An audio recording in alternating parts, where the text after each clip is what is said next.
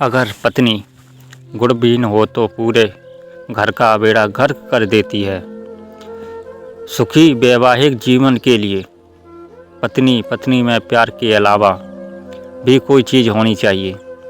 मसलन पत्नी में समझदारी का गुण अनिवार्य रूप से होना चाहिए, वरना दाम्पत्य जीवन नरक के समान हो जाता है।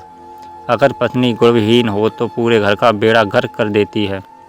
आचार्य चाणक्य मानते हैं कि ऐसी यानी गुणविहीन पत्नी का पुरुष को परित्याग कर देना चाहिए, क्योंकि इससे पूरा परिवार दुखी रहता है। पति पत्नी में सामंजस्य जैसे जरूरी। परिवार में पति पत्नी गाड़ी के दो पहिए की तरह होते हैं। अगर एक भी पहिया कमज़ोर है या फिर धूर्तता का काम करता है तो गाड़ी चल ही नहीं सकती।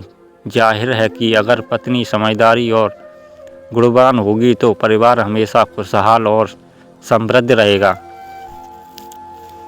गुणवान पत्नी संभाल लेती है पूरा घर का। आचार्य चाणक्य का मानना है कि एक गुणवान पत्नी ही पूरे परिवार को एक सूत्र में बांधने की क्षमता रखती है। वही पत्नी अगर हद से अधिक चालाक है तो वह परिवार को गर्त में ही धकेल कर रुकती है। गुणवान पत्नी को दें सम्मान। ऐसे में चाणक्य मानते हैं तो अगर पत्नी गुणविहीन है तो समय उसे रहते उसे पीछा छुड़ा लेना चाहिए।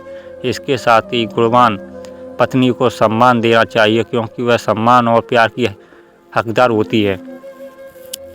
गुणविहीन पत्नी से सुख की उम्मीद बेईमानी स्वभाव और अच्छे कर्म वाली पत्नी अपने पति के साथ साथ पूरे परिवार के प्रति समर्पित रहती है। इसके उलट गुणविहीन पत्नी पति के जीवन को नरक जैसा कर देती है। यही कारण है कि आचार्य चाणक्य जीवन को सुखदायी बनाने के लिए ऐसी पत्नी को त्यागने की सलाह देते हैं, क्योंकि भविष्य में यही बड़े कलह का कारण बनता है। ऐसे में समय रहते ही उचित कदम उठा लेना चाहिए, वरना जीवन बर्बादी की राह पर चल पड़ता है।